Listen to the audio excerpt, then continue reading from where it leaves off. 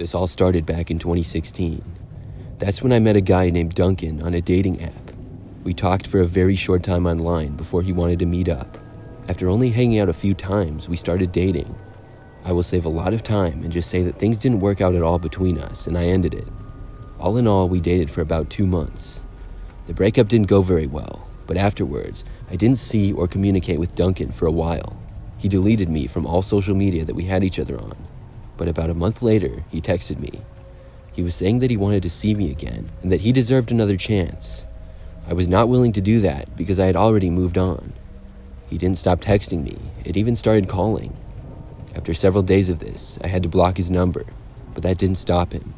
He started contacting me on social media again, which caused me to block him on basically all platforms. I thought this was the end of it, and I didn't hear from him for about a week. But then I started to see him around town. I saw him when I was at the grocery store, something that had never happened before. He appeared to just be shopping and not even know that I was there. I quickly finished and checked out. However, when I had just left the store and started walking towards my car, I heard his voice shouting at me from behind. I knew it was him, and I didn't have any interest in talking to him. He kept shouting my name, making a scene until I reached my car and drove away. I felt like it was no coincidence that he was shopping there at the same time as me. I think he knew I would be there somehow, and that's why he went. Things got even worse after that. Just a couple of days later, he showed up at my work. I worked at a nail salon, and as I was working, he walked right in and said that he needed to talk to me. He tried to stick around after I said I didn't want to talk to him, especially when I was at work, and he only left after we threatened to call the police. Finally, the last time I saw him was when he showed up at my house. It was late at night, almost midnight, and he started out by just knocking on my door. When I realized who was there, I decided not to answer it, but he kept knocking. He started knocking louder until he was pounding on my door. Then he started yelling, saying that he knew I was home because he could see my car outside. After he was pounding on the door and yelling for a good 5 minutes, I yelled out that I would call the police if he didn't leave, but that didn't stop him. He ended up pulling out some type of heavy object that he had with him. I didn't get a good look at it, but then he started banging the front door window with it. That's when I called the police. It didn't seem like the glass would hold up very long, and it didn't. I had called the police by the time the glass broke, and Duncan made his way inside. When he reached me in the living room, he just started yelling at me for several minutes. He was angry, but luckily, before he did anything else, the police got there. I had to get a restraining order against him.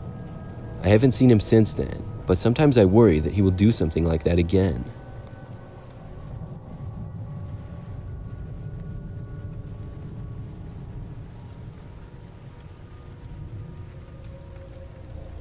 I'm embarrassed to admit this, but years ago when I was a teenager, I had an online girlfriend. At the time, I was about 14 years old. I met a girl my same age on Facebook. For this story, I'll call her Brianna. I really don't remember how we became friends, but we started chatting. Mostly we used the app called Kik to send messages to each other and communicate. Brianna lived in the same state as me, but like an hour away.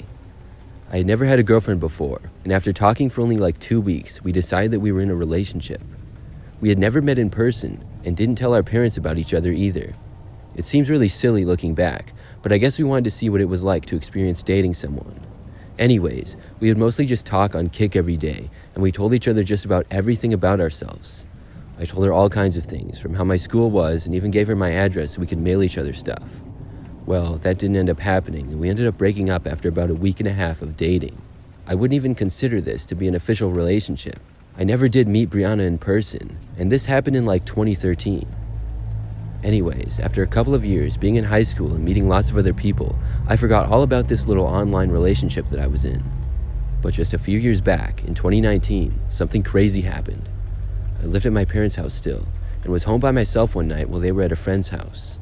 I remember that it wasn't that late, it was like 9 p.m., and out of nowhere, I heard a sound coming from the back door of my house. When I heard it, I felt something was wrong immediately. I knew it wouldn't be my parents, and there was nobody else that should be here. I was in the living room and got up and walked over to the kitchen where the back door was to investigate. I only made it a few steps until I was within view of the back door. That's when I heard another loud noise and the door began to open. Several people then started walking in. I noticed one of them appeared to be Brianna. I jumped back to get out of sight. There were 2 men with her. I barely recognized her, and to be honest, I'm surprised I remembered so quickly. She was probably the last person I would guess to be inside my house. They weren't looking at me when they walked in, but no doubt they would be able to figure out within seconds that I was here. I ran upstairs and quickly got to the bathroom and locked myself inside. Not long after this at all, I heard somebody start coming up the stairs. I did have my phone on me and took it out and dialed 911. When I heard the footsteps get to the top of the stairs, they headed straight towards the bathroom that I was in. Somebody tried opening the door, and then they said my name. It was a man's voice that I did not recognize.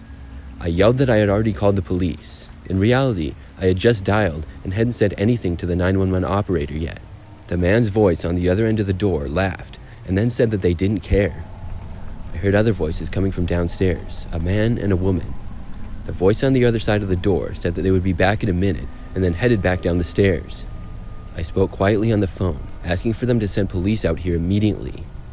As I was in the bathroom, I heard lots of noise coming from downstairs, mostly talking among the people who were now inside my house. This went on for probably 5 more minutes or so. I was just waiting and dreading the moment whoever it was would come back up the stairs, but surprisingly, they didn't. Eventually, I heard the noises move and get quieter, then things were silent. A few minutes after that, the police arrived. The people were gone, but when I went downstairs, I saw that basically the whole main floor of our house was all torn up. There were countless things missing, like our TV, my PlayStation, a laptop, and things like that. The back door had been busted open, but I was able to get police information because I knew one of the people. It was then that I realized I didn't even know Brianna's last name. The information that I did give turned out to be enough though. They were able to track her down the next day. She actually broke into my house and robbed us with her current boyfriend and his friend, who I guess were well known with police in the area. They had robbed several other people's houses around the area that week. I really have no idea why they chose to rob me though. It seems really random after years of not talking to her.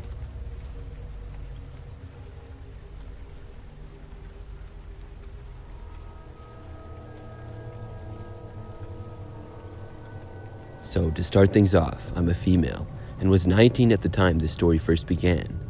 This happened at my first real job. As the months went on, one of my coworkers told me a guy named Chris thought that I was cute.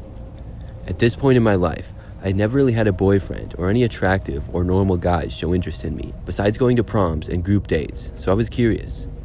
I remember looking across the store and seeing him.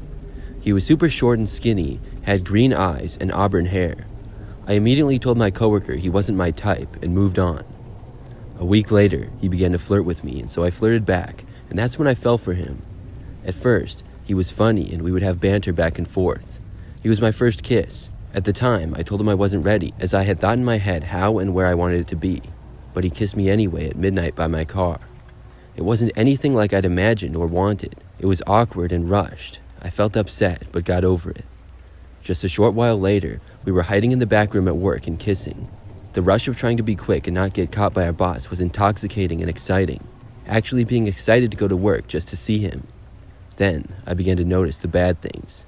He would trip me while at work, kicking the back of my heels and make them bleed, ruining my shoes by stomping them, pushing me around and smacking me, ripping my hair out, ignoring me for hours, and giving me the silent treatment so I'd beg for attention or do things to make him talk to me. I justified it all as him flirting and being rough, and that it was my fault he was acting this way. Then he started telling me I was stupid and no one else would want me, and how I need to not wear so much makeup unless we're on a date because I shouldn't be trying to look good for other men, and I'm lucky he gives me attention. He would make me miss work shifts to drive him and his friends around, lying to my parents about where I was and who I was with, and I did anything he wanted me to, no matter the cost to me. I was blinded by what I thought was love for him. I thought this was all normal, and since he wasn't Mormon, I couldn't tell my parents I was even with him. It was a secret that I kept. One time, we were in my car at night, in the back seat, messing around, and he went too far. I told him to stop, and he ignored me. I felt disgusted and sad, so I ended up seeing someone else, and he found out, and we had a screaming match in our break room at work. Him telling me I'm a slut and shouting he's mad just because I wouldn't do stuff with him and did with someone else.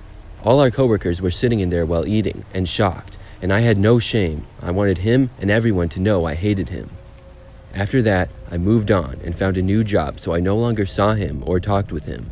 I had messaged him on Snapchat. He coaxed me into saying I loved him. He screenshotted it and blocked me. I felt heartbroken and devastated. 5 months later, he messaged me on Facebook out of the blue asking for a ride. I saw the message pop up and felt a rush of panic, yet surprised that his name was on my screen. I chose to ignore him, which was so hard for me as I'd been blocking and unblocking him and looking at his page and hoping he would reach out. But I stayed strong and ignored him. I felt good about it and was proud of myself. It took so much willpower not to message him back. I then told my friends about Chris and how he was abusive to me. A lot of the people I told didn't believe me and said I just wanted attention and that he was a nice guy. Then, one day, I saw a news article saying that my ex was going to jail for attempted murder. He actually tried to kill someone by stabbing them and leaving them for dead. Thank God the person survived. But I was shocked. I felt a wave of evil come over me, yet calm. I cried and was thankful I ignored his message. I found out at the time he messaged me, he was actually on the run from the police. If I had helped him, I could have gotten in trouble as well. I then sent the article to all the people that didn't believe that he hurt me. Look at this, he tried to murder someone. As soon as they read my message, I blocked them. Unfortunately, he only got 2 years for good behavior and is free now. When I found out he was being released, I was terrified. I'm grateful I have my now husband to protect me and keep me safe. I haven't seen my ex around town at all, and from what I've heard, he's married and having a baby. I can't help but be mad that he's living a happy life now after ruining mine. I struggle every day with depression and guilt over him, and all the evil he brought upon me, taking my innocence and good view of the world and the people in it. It just goes to show that you can never be too careful and to trust your gut. It just might save you one day.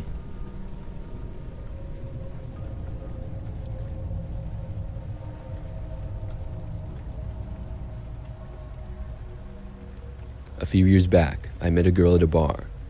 It was a long night of drinking with some friends, and the next thing I knew, I met what seemed like a really nice girl. Well, all within a few months, we started dating and had broken up. I won't mention the girl's name, but she would get extremely jealous, which is the main reason why we broke up.